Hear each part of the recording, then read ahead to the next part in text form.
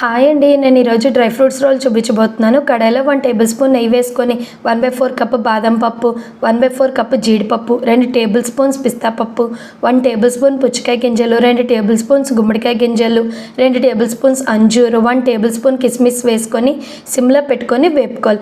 ఇలా కొంచెం వేగిన తర్వాత 1/4 కప్పు ఎండు కొబ్బరి తురుము వేసుకొని వేపిన తర్వాత యాలకుల పొడి వేసుకొని కలిపేసుకోవాలి. ఇప్పుడు వేపిన డ్రై ఫ్రూట్స్ని ప్లేట్లో వేసేసుకోవాలి. మిక్సీ జార్లో 250 గ్రాముల ఖర్జూరం వేసుకొని మిక్సీ పట్టేయాలి. అదే కడాయిలో 1 టేబుల్ స్పూన్ నెయ్యి వేసుకొని ఖర్జూరాన్ని వేసేసుకోవాలి.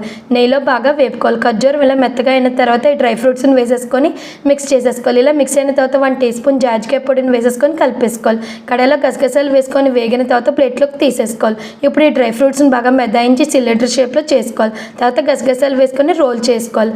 బటర్ పేపర్తో ఇలా రోల్ చేసుకొని ఒక 30 మినిట్స్ ఫ్రిడ్జ్లో పెట్టుకోవాలి. తర్వాత ఇలా కట్ చేసుకొని సర్వ్ చేసుకోవాలి. చాలా టేస్టీగా ఉంది. మీరు ట్రై చేయండి. ఓకేనా? బాయ్.